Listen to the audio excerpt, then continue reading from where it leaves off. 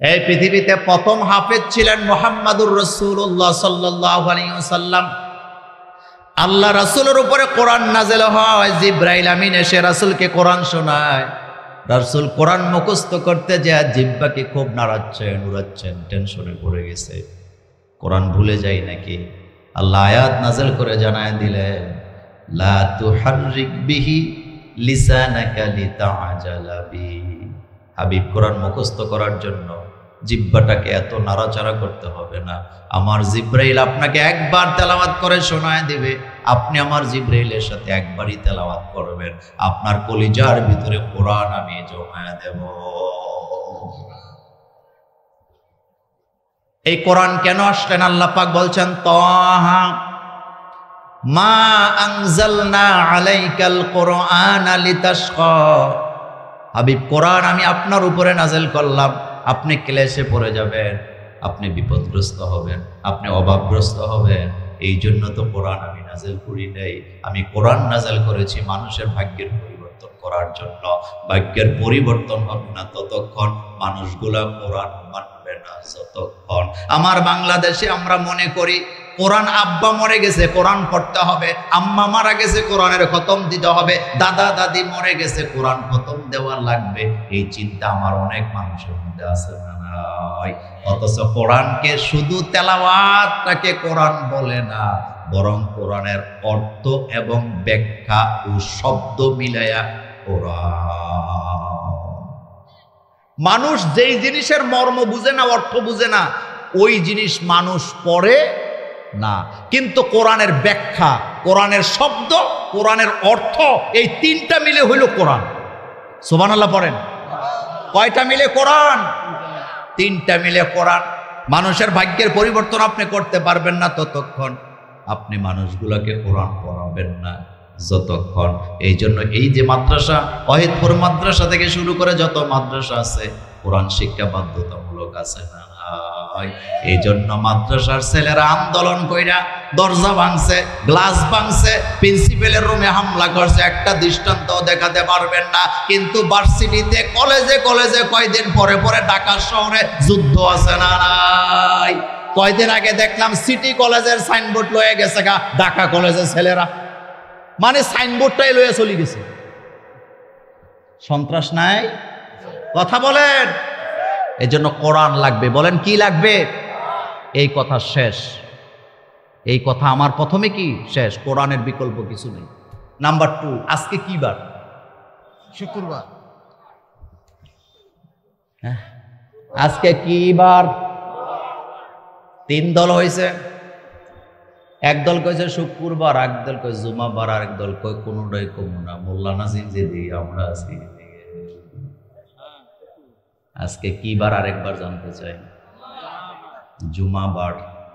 এই যে শব্দ আপনারা ব্যবহার করছেন শুক্রবার, এটা বললে গুনাহ হবে না, এটা বললে গুনাহ হবে না, তবে সওয়াব হবে না।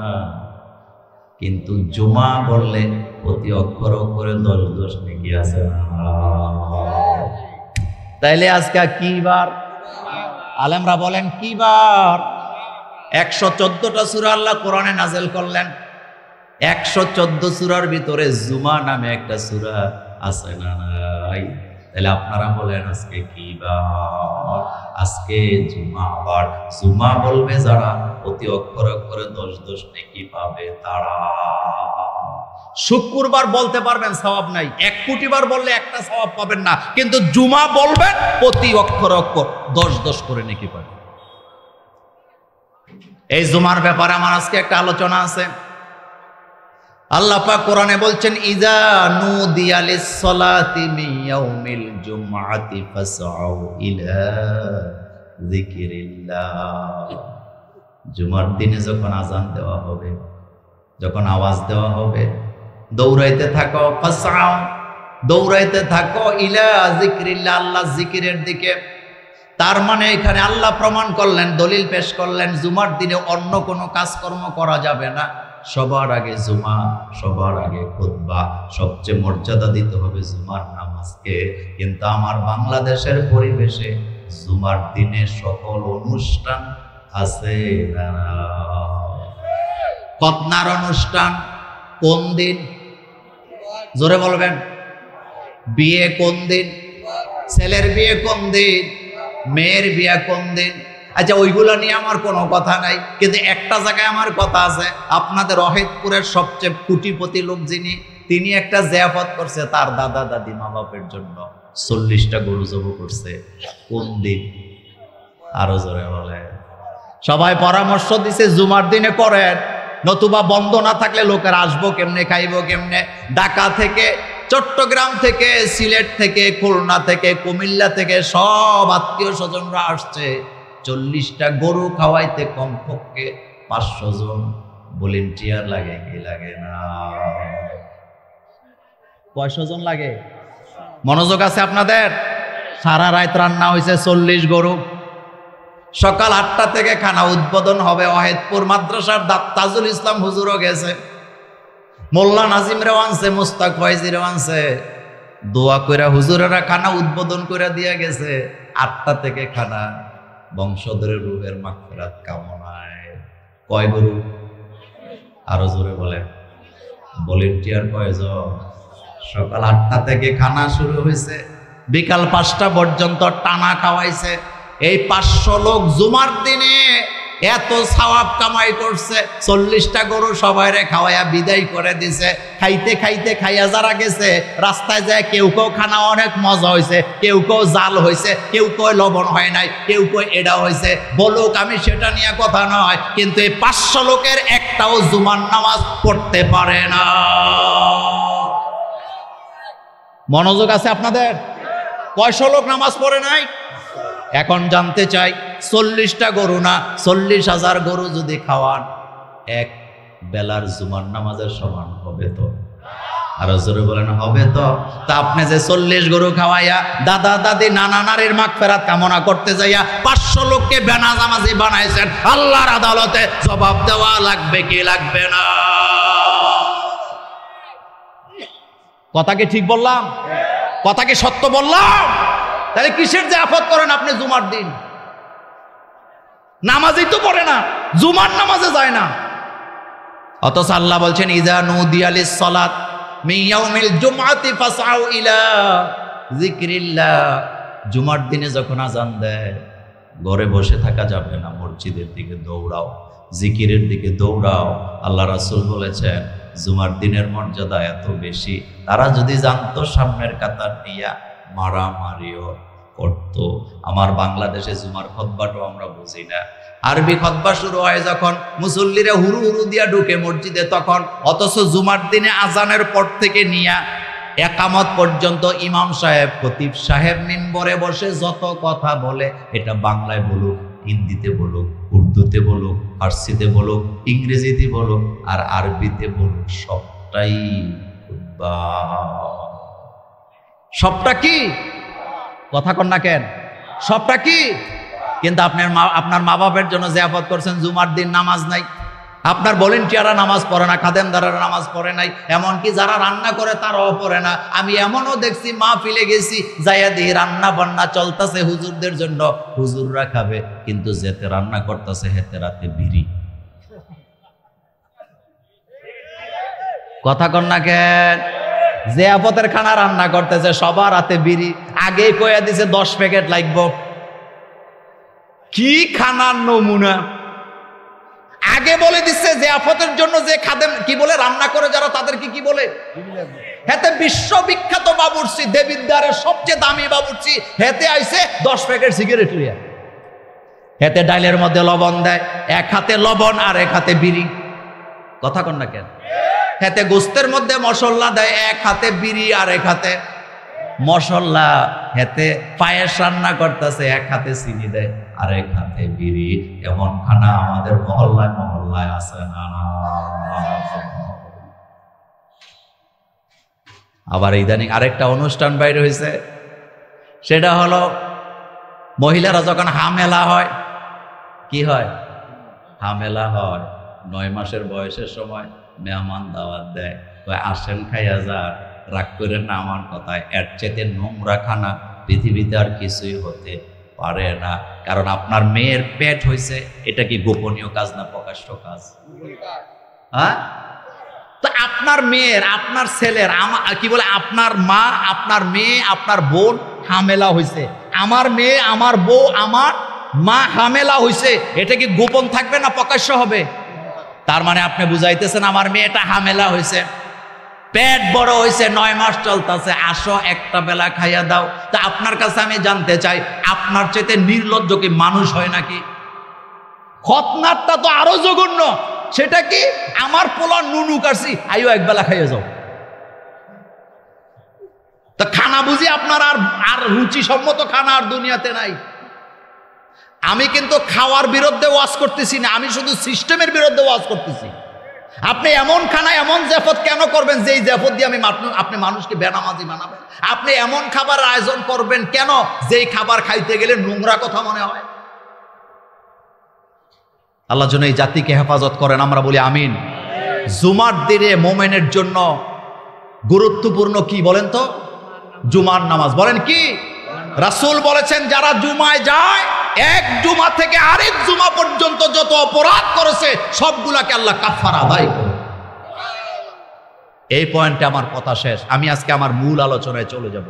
আজকে আমি সূরাতুল বনী ইসরাঈলের 23 নম্বর আয়াত থেকে, আমি 22 নম্বর আয়াত থেকে আমি আপনাদের সামনে কথা বলবো। 21 নম্বর আয়াত থেকে আমি কথা বলতে চাই, যতটুকু যাওয়া যায়। এশার আজান হবে যখন, আমাদের আলোচনা শেষ হবে তখন বিসমিল্লাহির রহমানির রহিম।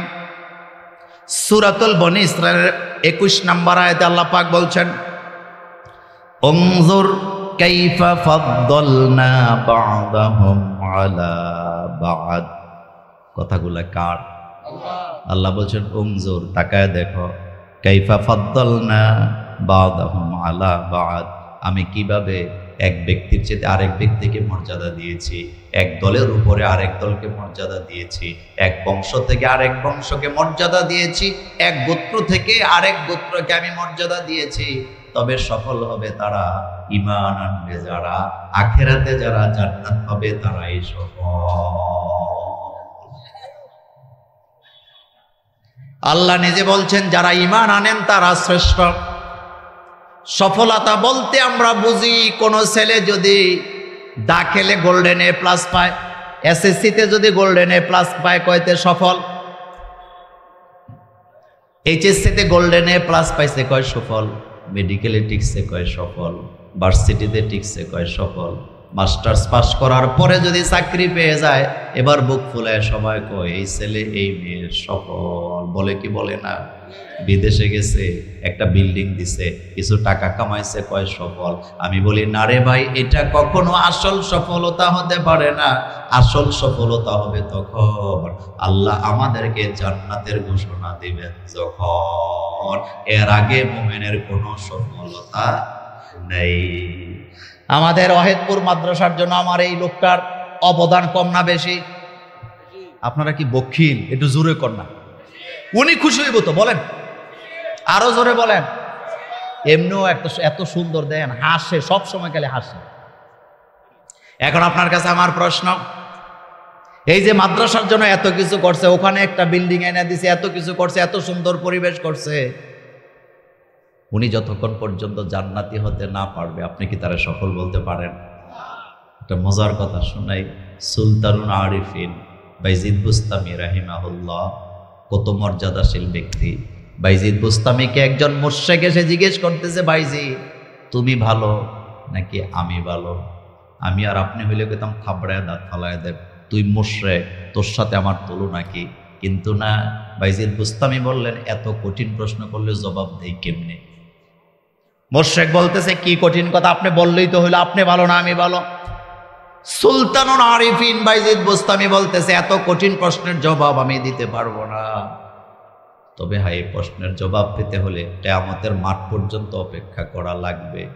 হাশরের ময়দান যেদিন কায়েম হবে, তোমার সাথে যদি দেখা হয়ে যায়, আর সেদিন যদি আমি দেখি তুমি ঈমান না আনার কারণে তুমি মুশরিক, তুমি জাহান্নামে যাচ্ছ, আর আমার আল্লাহ যদি আমার কোনো নেক আমল কবুল করে না থাকে, আমাকেও জাহান্নামে যাওয়া লাগবে, তুমিও জাহান্নামে যাবা, আমি যদি আজকে বলি আমি ভালো ছিলাম, তুমি সেদিন আমার লজ্জা দিবা, আমি লজ্জা পেতে চাই না।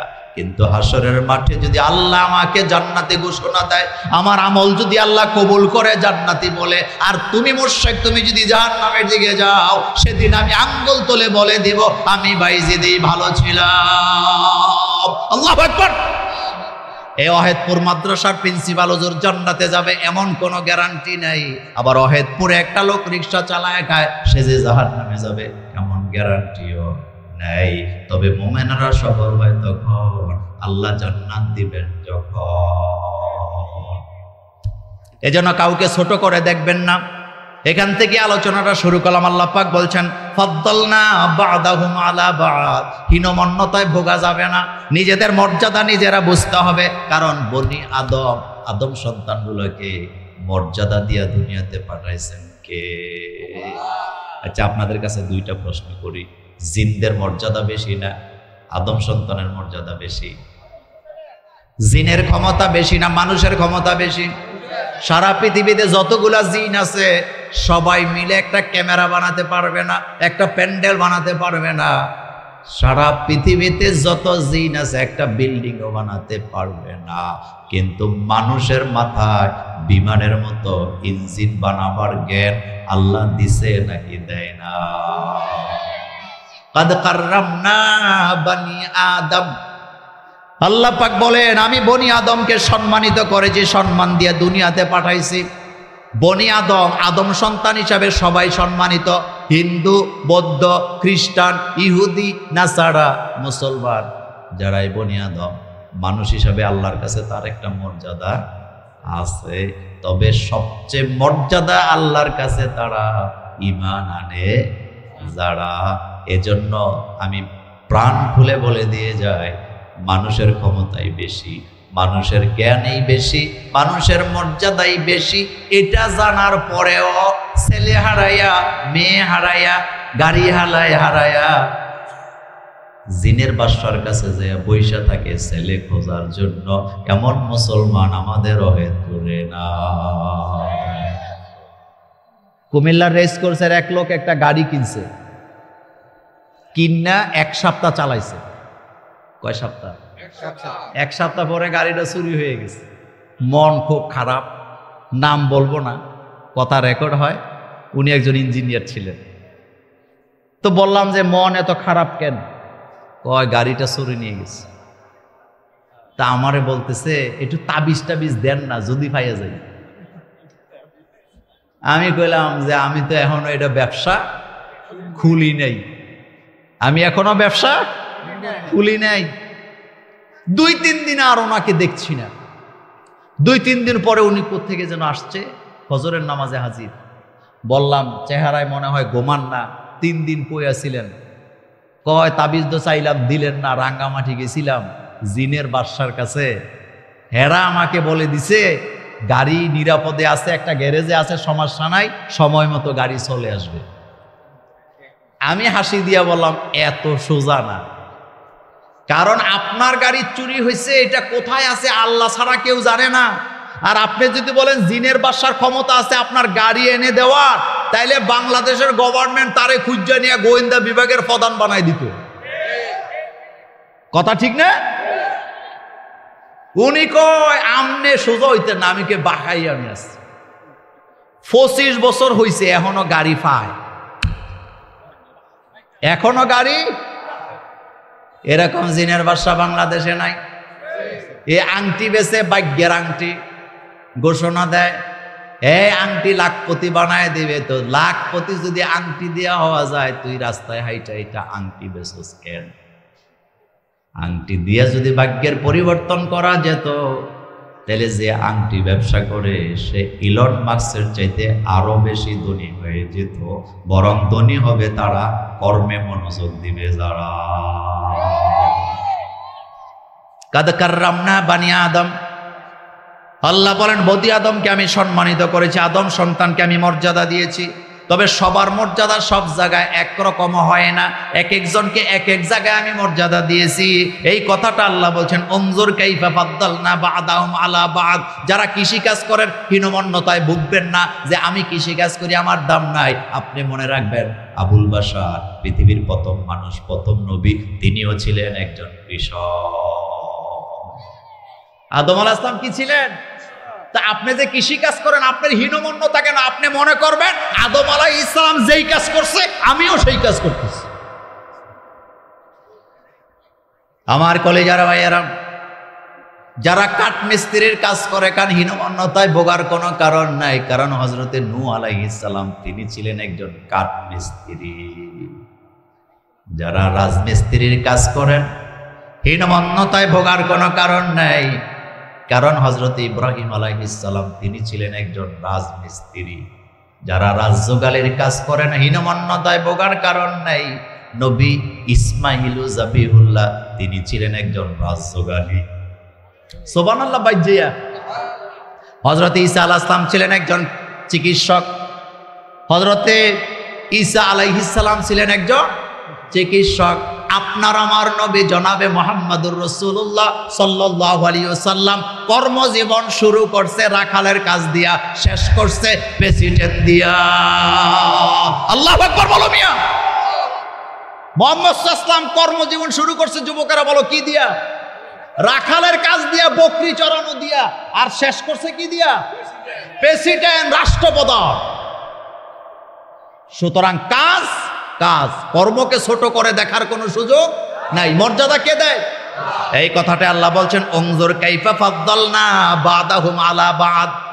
আমি এক এক দলকে এক এক মর্যাদা দিয়ে দুনিয়াতে পাঠাইছি, এক এক ব্যক্তিকে এক এক মর্যাদা দিছি, তবে সব জায়গায় সকলের মর্যাদা একরকম হবে না। মনোযোগ দেন। আপনাদের গ্রামের একটা ছেলে অটো রিক্সা চালায় অথবা রিক্সা চালায়, কি চালায়? তার বিয়া ঠিক করছে আমাদের সভাপতি সাহেব। কি ঠিক করছে? তো বিয়ে ঠিক করার পরে এমপিরে দাওয়াত দিছে, দেবিদ্বারের ওসিরে দিছে, এই যে নেতা দেখতেছেন এটি সব্বিরে দাওয়াত দিছে। এরকমের 200 কয়শো ওয়াহিদপুর মাদ্রাসার প্রিন্সিপাল হুজুরে দিছে, তাজুল ইসলাম হুজুরেও দিছে, মোস্তাক ফয়জিরেও দিছে, কারোরে বাদ দেয় নাই। আমার দোস্ত শ্রেষ্ঠ শিক্ষক জালাল রেও দাওয়াত দিছে, কেউ রে বাদ দেয় নাই। দেওয়ার পরে বর কি চালায়? কথা কন না কেন? তো হেতে রিক্সা চালায়, হেতে বর, তাদের সাথে হেতের কোনোটাই মিলে না। তারা এক একজন কোটিপতি, লাখপতি, বড় বড় নেতা, কিন্তু হেতে তো রিক্সা চালায়। এখন সভাপতি যায় হেতের কানে কানে কয়, শোন তোরে তো বিয়ে করাইতেছি পান্নার পোলের, কই বিংলাবাড়ি, বিংলাবাড়ি দিয়ে কই আর কি বাড়ি? তো তোর তো মর্যাদা নাই, তুই রিক্সা চালায় খাস। 200 লোক আমরা যাবো, দেখ জালাল সাহেবের পাঞ্জাবি কত সুন্দর, আমি কত দামি পাঞ্জাবি করছি, নেতারা কত আলিশান জামা কাপড় পরে গাড়ি লই আইছে, 20টা হাইয়েস্ট লয়ে যাবো, 200 লোক, তোর যাওয়ার দরকার নাই, তুই বাড়িতে থাক, আমরা যাই খাইয়াই। এবার দলবল লইয়া গেছে বিংলা বাড়িতে দাওয়াত খাইতে যাইয়া মেয়ে পক্ষ কয় আমাদের জামাই কই? আপনার জামাই তো রিক্সা চালায়, এই জন্য তার মর্যাদা নাই। আমরা এমপি লই আইছি, মন্ত্রী লই আইছি, প্রিন্সিপাল লই আইছি, বক্তা লই আইছি, খাওয়াইয়া দেন, খাইয়া চলি যায়। খানা মিলবো না মায়ের মিলবো? কেমন মায়ের? কথা কন না কেন? আর ডিউটি লইয়া অহেদপুর আর আসা যাবে না, কারণ মেয়ে পক্ষ বলবে আপনি নেতা লই আইছেন না এমপি লই আইছেন, দেখার টাইম নাই। আমাদের জামাই হোক রিক্সা চালক, আমাদের জামাই এই জায়গায় বর্ষারা কারো খানা নাই। ফাদ্দালনা বা'দাহু আলা বা'দ। আল্লাহ বলেছেন আমি এক একজনকে এক একজনের উপরে মর্যাদা দিয়েছি, কারো উপরে কারো মর্যাদা আমি দেই না, আলাদা আলাদা করে দিছি। এক এক দলের উপরে আরেক দলকে মর্যাদা দিছি। তবে মনে রাখবা, ঈমান আনে যারা, তারাই আমার কাছে সবচেয়ে বেশি মর্যাদা পান। এবার কথাতে মনোযোগ দেন। যোগে যোগে যারা ঈমান আনছে তাদের উপরে বিপদ ছিল, আর ঈমানের বিপরীতে যারা ছিল তারাই সন্ত্রাস ছিল। এ কথাটা সত্য না মিথ্যা? বাংলাদেশে একটা সংগঠন আছে ইসকন, বলেন কি? ইসকন। ইসকন নিয়ে কথা বলার আমার কোনো ইচ্ছাই ছিল না, কিন্তু তারা আমাদেরকে বাধ্য করছে কথা বলার জন্য। গত 16টা বছর ইসকনের এরা ইচ্ছা মতো নিজের মতো কইরা নিজেদের রুমের ভিতরে অস্ত্র জমায়া এখন তাদের এত সাহস হয়েছে 90% মুসলমানের দেশে আমার অ্যাডভোকেট সাইফুলকে দিবালোকে হত্যা করে তারা প্রমাণ দিছে তারাই জমিনের সবচেয়ে বড় সন্ত্রাস। তার কারণ হলো, আমি আরেকটু খেয়াল করেন, বাংলাদেশে 90% মুসলমানের দেশ, ইসকনের লোকেরা গত 16টা বছর বাংলাদেশে তাদের কার্যক্রম চালাইছে। একটা মুসলমানও তাদের কারো গায়ে একটা হাতও দেয় নাই, থাপ্পড়ও দিছে? কোনোদিন শুনছেন একটা ধমকিও কি কেউ দিয়েছেন? না, একটা ধমকিও দেয় নাই। কিন্তু আমার কলেজার ভাইয়েরা, একটা ধমকি না দেওয়ার পরও তারা আজকে আমাদের ভাই সাইফুলকে হত্যা করলো প্রকাশ্যে দিবালোকে। যেই সাইফুলের 2 বছরের একটা বাচ্চা আছে, 4 মাসের আরেকটা বাচ্চা তার স্ত্রীর পেটে আছে। এখন আপনাদের কাছে জানতে চাই, সন্ত্রাস যে তারা, এতে কোনো সন্দেহ আছে নি? এবার আমার কয়েকটা প্রশ্নের জবাব দিবেন। 1 নম্বর প্রশ্ন, নমরুদ্দায় সন্ত্রাস ছিল না? ইব্রাহিম আলাইহিস সালাম সন্ত্রাস ছিল, কিন্তু আসামি বানাইছে কারে? এত আসতে বললে হবে না। খেয়াল করেন, সন্ত্রাসী করছে নমরুদ্দায়, আসামি বানাইছে ইব্রাহিম আলাইহিস সালামকে। মুসা আলাইহিস সালাম সন্ত্রাস ছিল না? ফেরাউনের সন্ত্রাস ছিল, কিন্তু আসামি বানাইছে কারে? মুসা আলাইহিস সালামের আসামি বানাইছে। আপনাদের কাছে জানতে চাই, আবু জাহিল্লায় আবু লাহাব ভাই সন্ত্রাস ছিল না? মুহাম্মদ সাল্লাল্লাহু আলাইহি ওয়াসাল্লাম সন্ত্রাস ছিলেন, কিন্তু আসামি বানাইছে কারে? সেম পদ্ধতিতেও আমার দেশেও কিছু বেয়াদব আছে, আলেম ওলামাদেরকে সন্ত্রাস বানায়া, জঙ্গি বানায়া আদালতে হাজির করে, আর ইসকনদেরকে সাপোর্ট দিয়া তারা যে বড় সন্ত্রাস তাদের কাছে কোনো খবর না।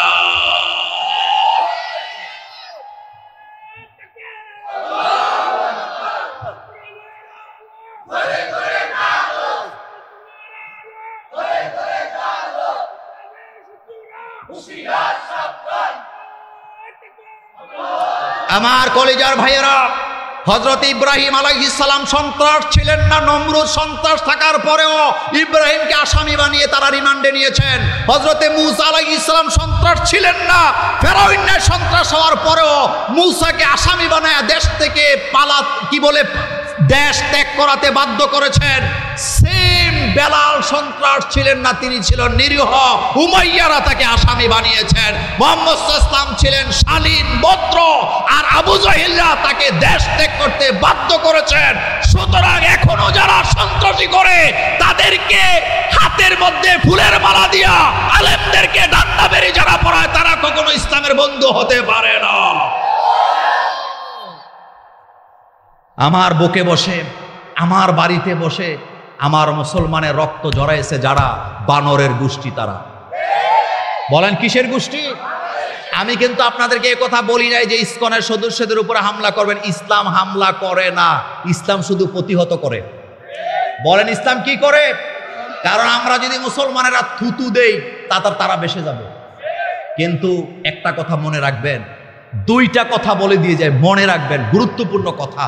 1 নাম্বার কথা, ইসকন বাংলাদেশে মুসলমানের তুলনায় আমাদের একটা গ্রামে যতগুলা মুসলমান আছে তাদের পুরা সদস্য এতগুলা নেই। এরপরও আমার সাইফুলকে তারা হত্যা করছে, শহীদ করে দিয়েছেন। এত বড় ক্ষমতা কেমনে পাইল?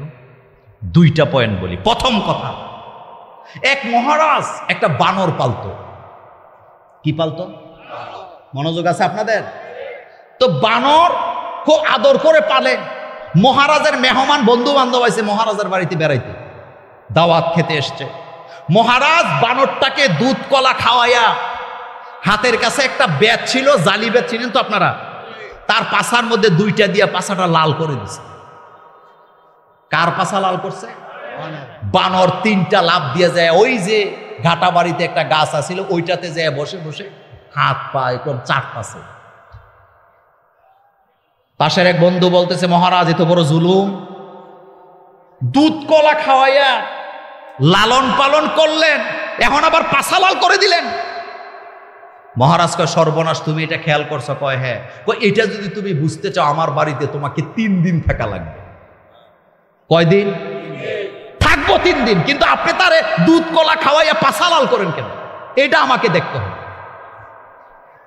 কয় ঠিক আছে থাকো। থাকছে। পরের দিন দুপুরবেলা দুধ কলা দিয়ে খানা দিছে।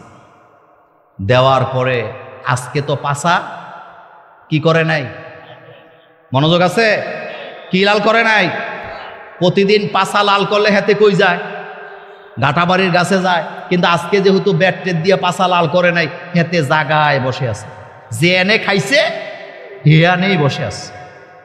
ভালো। দ্বিতীয় দিন আবার খাবার দিছে দুধ কলা দিয়ে, আজকেও পাছা লাল করে নেই। বানর এখন আর যেখানে খাইছে হেনে নাই, মহারাজের কোলে উঠতে বসে। কোথায় বসছে? কোলে। ঠিক আছে, ভদ্র কোলে বসে আছে। তৃতীয় দিন আবার দুধ কলা খাওয়ায়া মহারাজ আজকেও পাছা লাল করে নাই। এখন বানর আজকে খাবার জেনে খাইছে, হেয়ানেও নাই, কোলেও নাই। কোথায়? কথা বলে না কেন? মহারাজের কান্দের উপরে উঠে বসে আছে। এখন মহারাজ আঙ্গুল দিয়া দেখায়, দেখছ প্রথম দিন খাওয়াইছি জাগাইছিল, আজকে এর পরের দিন কোলে, আজকে কোথায়? এই জন্যই পাছা লাল করা লাগে। সুতরাং যারা এতটা নমনীয় দেখায়, আমার মুসলমানদের উপরে তারা আক্রমণ করার মতো সাহস আমার জমিনে বসে খায়া খায়া করে বানরের মতো পাছা লাল করে দিতে হবে, আর সালাম দেওয়া যাবে না। এত নরম মেজাজ লইয়া দেশ শাসন হয় না। কথা কি বুঝাইতে পারলাম? কারণ শাসনের অর্থই হলো অন্যায় যেখানে শাস্তি হবে। বলেন অন্যায় যেখানে। আরে বাপরে, আপনি তসবি টিপতে টিপতে শাসন করবেন না। আপনি পৃথিবীর ইতিহাসের শাসকদের ইতিহাস পড়ে দেখেন তারা কেমন ছিলেন। হযরত ওমর শাসক ছিলেন, ছেলেকে ক্ষমা করে নাই। করছেন? কথা বলেন করেছেন? তা আপনি কি শাসন করেন? যেই পরিবারের শাশুড়িটার আগে 5টা বউ থাকলেও সোজা হয়ে চলে। মুরব্বীরা কথা বলেন। আর যেই পরিবারের শাশুড়ির এই কাপড় চোপড়ের ঠিক নাই, হেবিডির পুত্র বধূরা দিনে কি রাতে কি, দেবিদ্যারি কি আর কুমিল্লাই কি, সারেগামা পাদানিশা। নাম্বার 2, ইস্কনের এত বড় সাহস কেমনে হলো যে আমাদের মুসলমানের গায়ে হাত দিল?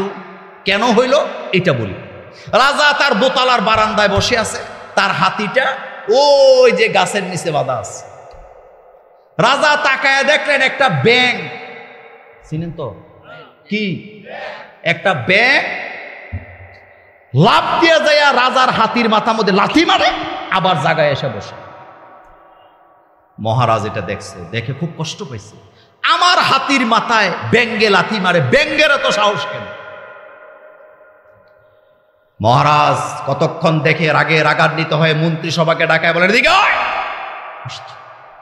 আমার হাতির মাথায় ব্যাঙে লাথি দেয়, এত বড় সাহস কই পায় ব্যাঙে?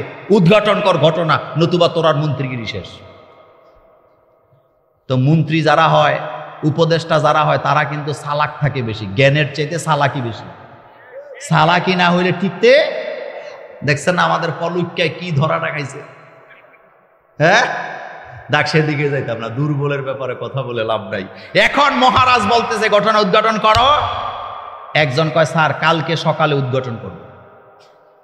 আমার একটা খন্তা দেন, একটা কোদাল দেন। কি দেন? আর কি? তো দিছে। পরের দিন সকালবেলা কর্মচারীদেরকে ডেকে বলতেছে, রাজার হাতির মাথায় ব্যাঙে লাথি মারে এত বড় সাহস কেমনি হইল? ব্যাঙটা যেখানে বসা ছিল মাটি উঠা। মাটি উঠাইতে উঠাইতে উঠাইতে উঠাইতে 7 হাত নিচে যাইয়া একটা তামার পয়সা পাইছে। কিসের পয়সা? মুরব্বীরা বলেন আগে কিসের পয়সা আছিল? মন্ত্রী মহোদয় খুব খুশি, উদ্ঘাটন করছি ঘটনা। তামার পয়সাটাকে প্যাকেট করে নিয়ে রাজার মহলে যায় বলতেছে, মহারাজ সারাটা রাত ঘুমাই নাই, আপনার জন্যই তো সব। আপনাকে ছাড়া তো কিছু চিন্তা করি না, সারা রাত চিন্তা করলাম মহারাজের হাতির মাথায় ব্যাঙে লাথি মারে, এত বড় সাহস ব্যাঙ কোত্থেকে পায়? মাটি খুঁজতে খুঁজতে নিচে যায় দেখলাম 7 হাত মাটির নিচে একটা তামার পয়সা পাওয়া গেছে। মহারাজ মনে কষ্ট নিয়েন না, আসলে ব্যাঙের কি এত বড় ক্ষমতা আছে আপনার হাতির মাথায় লাথি মারে? পয়সার গরমে লাথিটা মারছে। বাংলাদেশের ইসকনের কোনো ক্ষমতা নাই মুসলমানের গায়ে হাত দেয়। ভারতের পয়সা, ভারতের উস্কানিতে তারা সাহস পেয়েছে, ভবিষ্যতে এক বিন্দু তাদেরকে আর ছাড় দেওয়া হবে না। বাংলাদেশে ভারতের 100টা চ্যানেল আছে না? কথা কন না কেন? আচ্ছা, এরা আমাদেরকে নামাজ শিখায়, কথা কন না কেন? রোজা শিখায়, এরা আমাদের প্রথমে শিখায় রাশি। কি শিখায়? বিচ্ছুক রাশি, কর্কশ রাশি, কন্যা রাশি, কুত্তা রাশি, হিয়াইলা রাশি, বিলাই রাশি।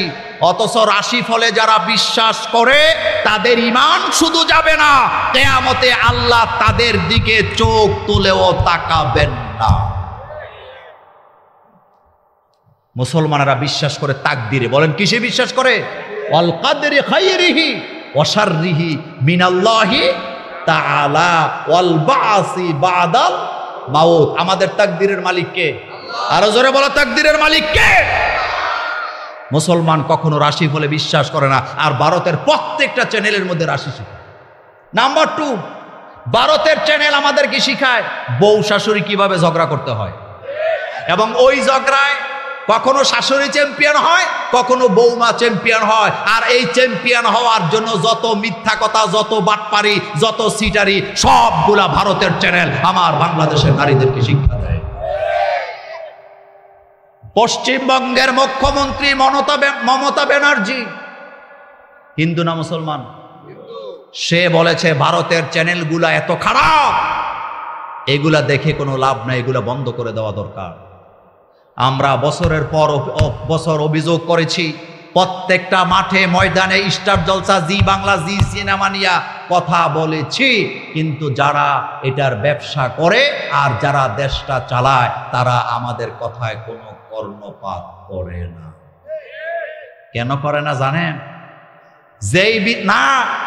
যেই বিচারপতির টেবিলের মধ্যে এই মামলাটা গেছিল, ভারতের চ্যানেল বন্ধ করেন, ওনার বউ ছিল স্টার জলসার পাগল।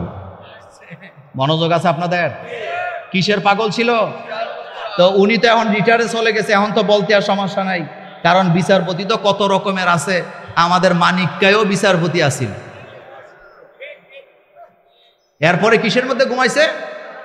তো এই রকমের বিচারপতির টেবিলে মামলা গেছে, স্টার জলসা বন্ধ করেন। হেতের বউ রাতের বেলা চোখ পাক দিয়া বলে গেছে, কলজা খুললাম। কি খুলে ফেলবো? হেতে কলজা টিকানের জন্য রায় দিছে ভারতের স্টার জলসা চলিতে কোনো বাধা নেই।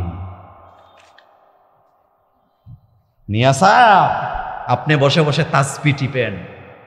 আমাদের চরিত্রকে হরণ করা হচ্ছে, আমাদের চরিত্র নিয়ে খেলাধুলা করা হচ্ছে। এই বাংলাদেশের মা বোনদেরকে সঠিক পথে আপনি নিতে পারবেন না ততক্ষণ, বাংলাদেশে ভারতের চ্যানেলগুলো বন্ধ করবেন না যতক্ষণ। কোটি কোটি টাকা তারা আমাদের থেকে নিয়ে যাচ্ছে। ভারতের সাথে কোনো দ্বন্দ্ব হোক, আমি মোল্লা নাজিম অন্তত জীবনে একটা ওয়াজ করছি দেখাতে পারবেন না, কারণ ভারত আমার পার্শ্ববর্তী দেশ। তার সাথে আমার পড়োশী সম্পর্ক, তার সাথে আমার প্রতিবেশী সম্পর্ক, তার সাথে আমার ব্যবসায়িক সম্পর্ক, বাণিজ্যিক সম্পর্ক, তার সাথে আমার করিডোরেরও সম্পর্ক, তার সাথে আমার গ্যাসের সম্পর্ক থাকবে, তার সাথে আমার তেলের সম্পর্ক থাকবে, তার সাথে আমার পরিবহনের সম্পর্ক থাকবে। তবে অবশ্যই আমার অধিকার হরণ করে নয়, অধিকার হবে সমান, ব্যবসা হবে সমান। কিন্তু আমার বেলায় পণ্য পাঠাইতে কোটি টাকা নোকসান হবে, তোমার বেলায় কোটি টাকা লাভ করে নিয়ে যাবা, এটা আর হতে দেওয়া যাবে না। একমত? একমত? একমত? ভারত আমার কি বন্ধু, পড়োশী। একটা কথা মনে রাখবেন, আপনারা দুই ভাই, আপনার পাশের বাড়ির লোক আপনার উপরে যদি বিজয় লাভ করতে হয়, প্রথম কাজ হবে আপনাকে বাইয়ে বাইয়ে লাগাই দিবে। কথা ঠিক না? বাইয়ে বাইয়ে এরকমের লাগাই না লোক আমাদের অহেদপুরে নাই।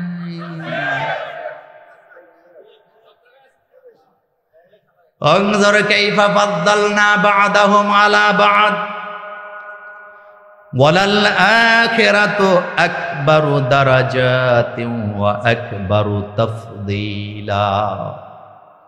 আল্লাহ বলছেন তাকায় দেখো আমি এক একজনকে এক এক রকমের মর্যাদা দিয়ে বানিয়েছি।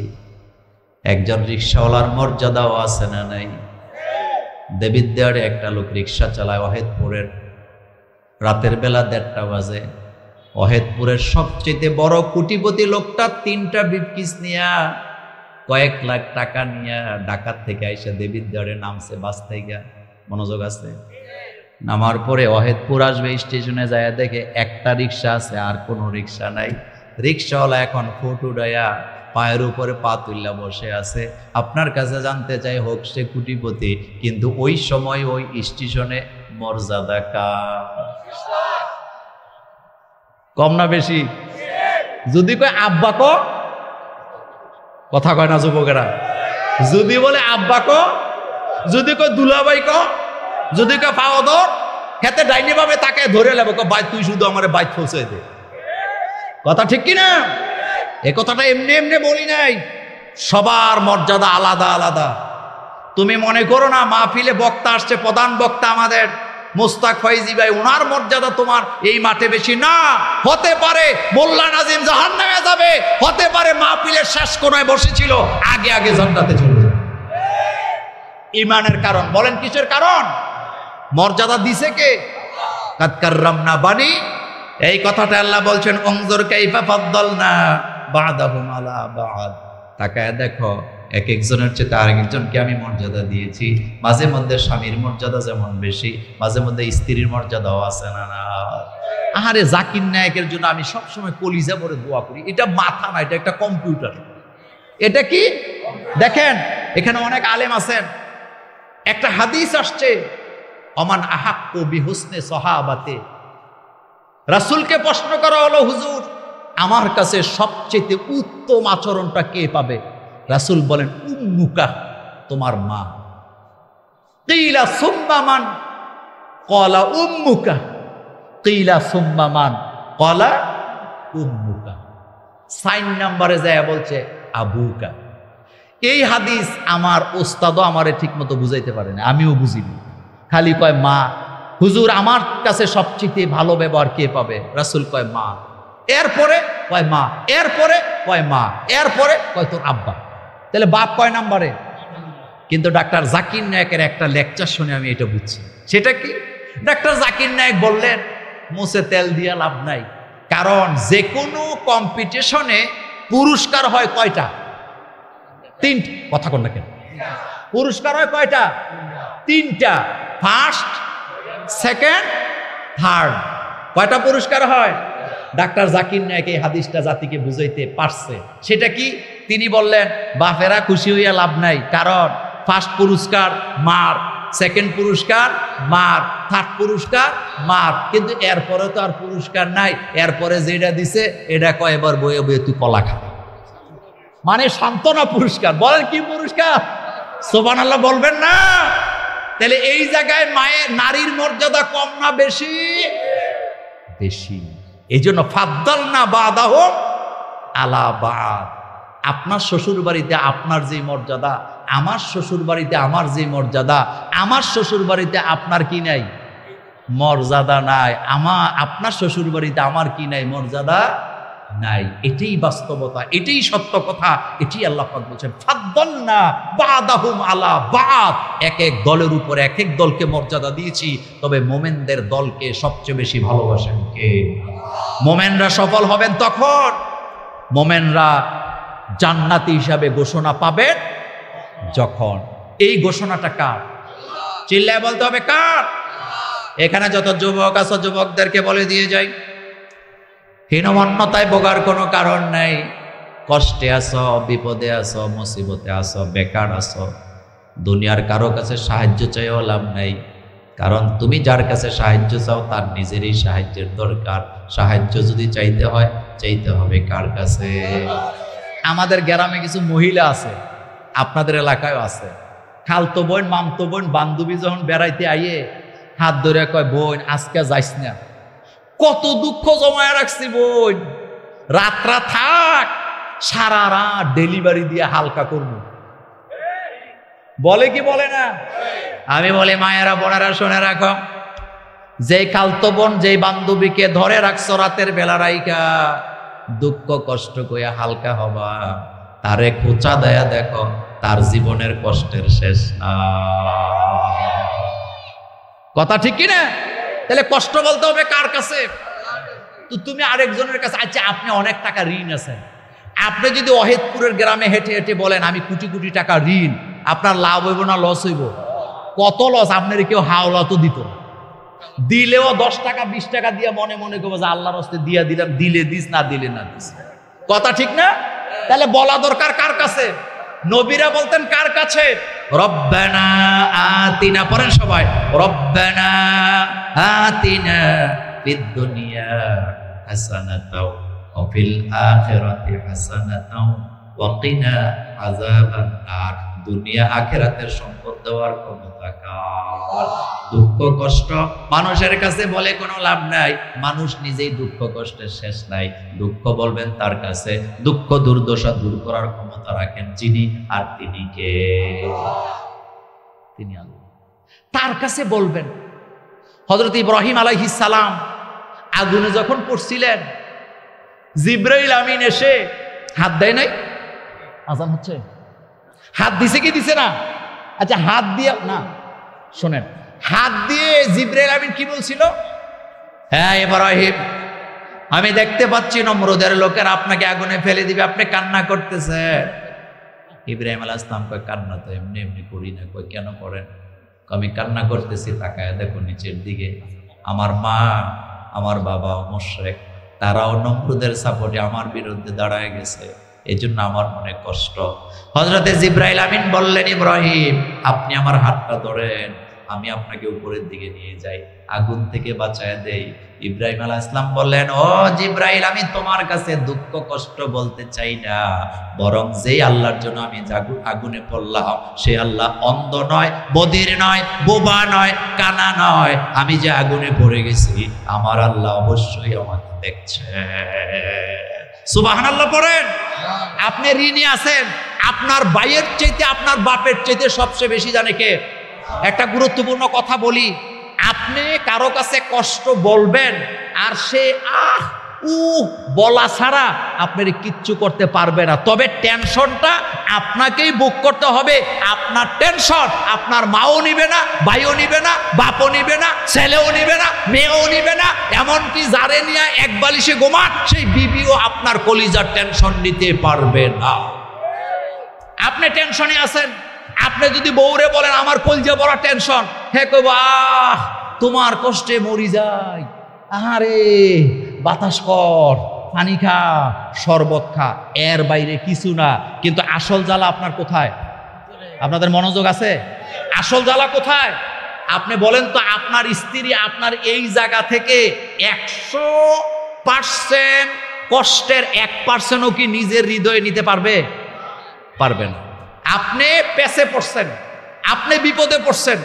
যুবকদেরকে বলি, যে কোনো সময় যখনই বিপদে পড়বা বন্ধু বান্ধবের কাছে খুঁজতে, হেডি আরো বেশি খারাপ। আজকে সময় পাবো না এত কথা বলা, শুধু এতটুকু বলবো, বলিস না কারো কাছে, আল্লাহর কাছে বল। কারণ তুই যেই বিপদে পড়ছ, সে তোর বিপদ বুঝবে না, হা হু করবে ঠিক, এটা অভিনয়। কিন্তু তোর কলিজার ভিতরে যে কষ্ট চলতেছে, যে আগুন জ্বলতেছে, এই আগুন আল্লাহ ছাড়া নিভাবার ক্ষমতা কারণ। কথা সত্য না মিথ্যা? কথা সত্য না মিথ্যা? সুতরাং আপনাদের কাছে আমার অনুরোধ, আসেন আল্লাহর কাছে চাই, আল্লাহর কাছে দোয়া করি, আল্লাহর জন্য হয়ে যায় ইনশাআল্লাহ। আবারও দেখা হবে অন্য কোনো দিন, অন্য কোনো মাঠে, অন্য কোনো আলোচনা নিয়ে। সে পর্যন্ত আল্লাহ আমাদের সকলকে ভালো রাখুক। এটা আপনারা একটু ঘোষণা দিয়ে দেন ইনশাল্লাহ, দোয়া চাই। আমি এই যে আমাদের উনি আমাকে ছাড়ে না, এজন্য আমি বাধ্য হয়েছি মাগরিবের পরেই আসতে। আমার তাজুল ইসলাম হুজুর আমাকে অনেক ভালোবাসেন, আর এখানে আমার দোস্ত তো আছে। আমি আমার দোস্তের জন্য অনেক দোয়া করছি, দোয়া করি আল্লাহ যেন আমার দোস্তকে সুস্থতা দান করেন। কারণ আপনি জানেন, আপনাদের দেবিদ্বারের শ্রেষ্ঠ শিক্ষকদের একজন এই জালাল, আপনারা জানেন তো। তার সুস্থতার জন্য আপনারা দোয়া করবেন, আমিও দোয়া চাই। আসসালামু আলাইকুম ওয়া রাহমাতুল্লাহি ওয়া বারাকাতুহু।